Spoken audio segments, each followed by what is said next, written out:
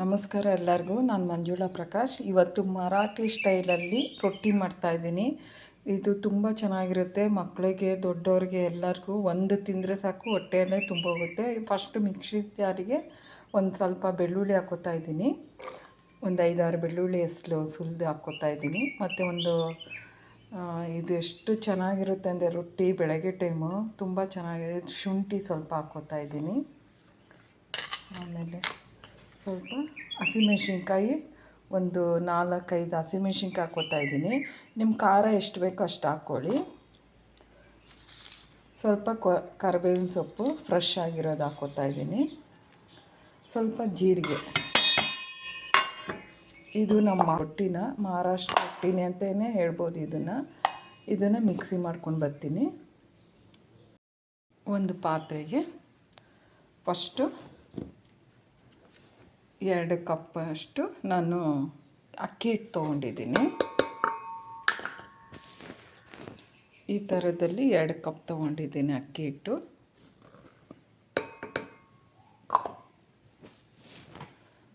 ಆಮೇಲೆ 1 ಕಪ್ಪಷ್ಟು ಗೋಧಿ ಹಿಟ್ಟು, 1 ಸಣ್ಣ ಬಟ್ಲಷ್ಟು, ಆ ಕಪ್ಪಲ್ಲಿ ಒಂದು ಅರ್ಧ ಕಪ್ಪಷ್ಟು ಜಾಮೂನ್ ಬಟ್ಲಲ್ಲಿ 1 ಕಪ್ಪಷ್ಟು ಈ ಕಡಲೆ ಹಿಟ್ಟು ಅಂದರೆ ನಾವು ಬೋಂಡ ಮಾಡ್ತೀವಲ್ಲ ಆ ಹಿಟ್ಟು. ಆಮೇಲೆ ಉದ್ದಿನ ಹಿಟ್ಟು ಹಾಕಬೇಕು. ಉದ್ದಿನ ಹಿಟ್ಟು ಇರಲಿಕ್ಕೆ ನಾನು ರಾತ್ರಿಯೇ 1-2 ಸ್ಪೂನಷ್ಟು ಉದ್ದಿನ ಬೇಳೆ ನೆನೆಸಿ ಬೆಳಗ್ಗೆ ಎದ್ದು ರುಬ್ಬಿದ್ದೀನಿ. ನಾನು ಉದ್ದಿನ ಹಿಟ್ಟು ಹಾಕ್ತಾಯಿದ್ದೀನಿ. ಆಮೇಲಿಂದ ಅದಕ್ಕೆ ಒಂದು ಅರ್ಧ ಕಪ್ಪಷ್ಟು ಪಾಲಕ್ ಸೊಪ್ಪು ಸಣ್ಣಗೆ ಹೆಚ್ಕೊಂಡು ಹಾಕ್ಕೋತಾ ಇದ್ದೀನಿ. ನೀವು ಯಾವ ಸೊಪ್ಪಾದರೂ ಹಾಕ್ಕೋಬೋದು. ನಾನು ಪಾಲಕ್ ಸೊಪ್ಪು ಹಾಕ್ಕೋತಾ ಇದ್ದೀನಿ. ಆಮೇಲೆ ಕ್ಯಾರೆಟ್ ತುರಿ, ಒಂದು ದೊಡ್ಡದು ಕ್ಯಾರೆಟ್ ತುರಿ ಹಾಕ್ಕೋತಾ ಇದ್ದೀನಿ. ಆಮೇಲೆ ಸೌತೆಕಾಯಿ ತುರಿ, ಒಂದು ಸೌತೆಕಾಯಿ ತುರ್ಕೊಂಡು ಹಾಕ್ಕೋತಾ ಇದ್ದೀನಿ.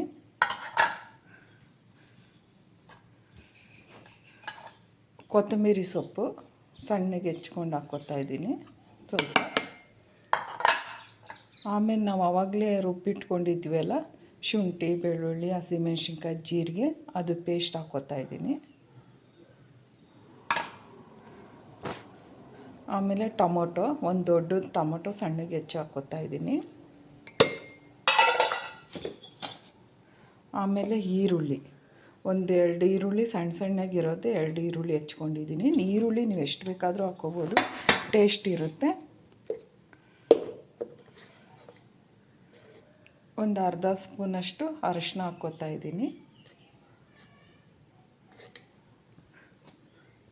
ಸ್ವಲ್ಪ ಹಿಂಗು,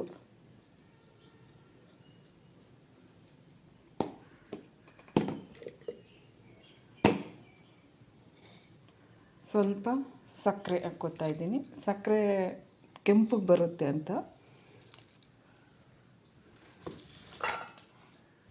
ಸ್ವಲ್ಪ ಉಪ್ಪು, ನಮಗೆ ಎಷ್ಟು ಬೇಕೋ ಅಷ್ಟು ಉಪ್ಪು ಹಾಕ್ಕೋತಾ ಇದ್ದೀನಿ. ಸಾಕು.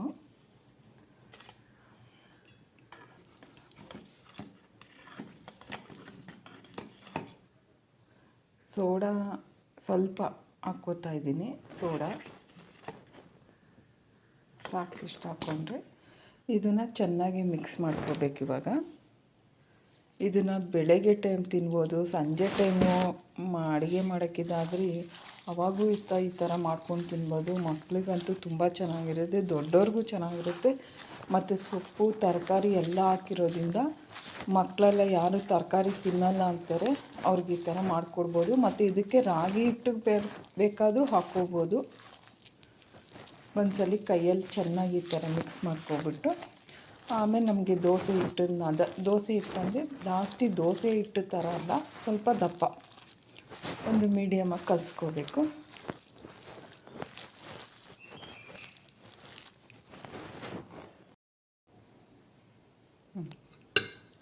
ಈ ರೀತಿ ಕಲಿಸ್ಕೊಂಡ್ರೆ ಸಾಕು.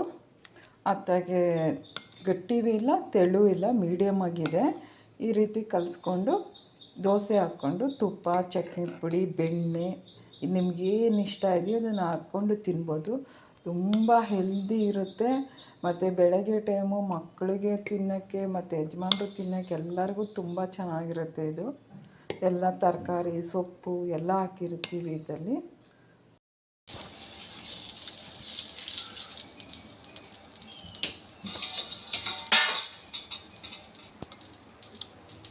ಈ ಥರ ಇರಬೇಕು.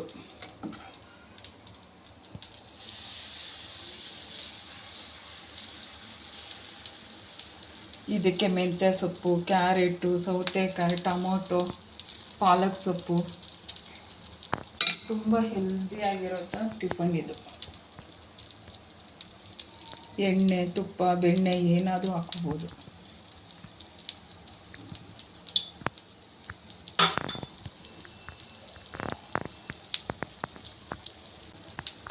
ಹೋಲ್ಸೇಲ್ ಬಟ್ಟೆ ಇಲ್ಲ.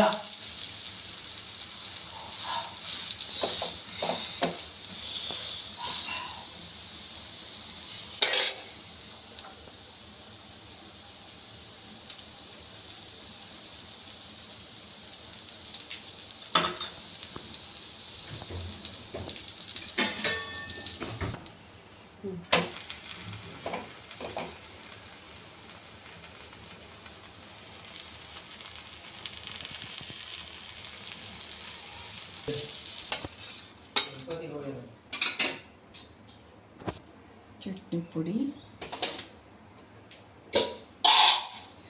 ಇಷ್ಟವಾದದ್ದು ಏನಾರ ಮಾಡ್ಕೋಬೋದು. ಚಟ್ನಿ,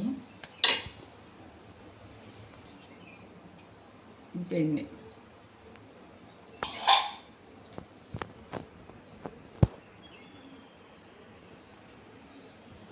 ಇನ್ನೊಂದ್ಸತಿ ಹೇಳಿ.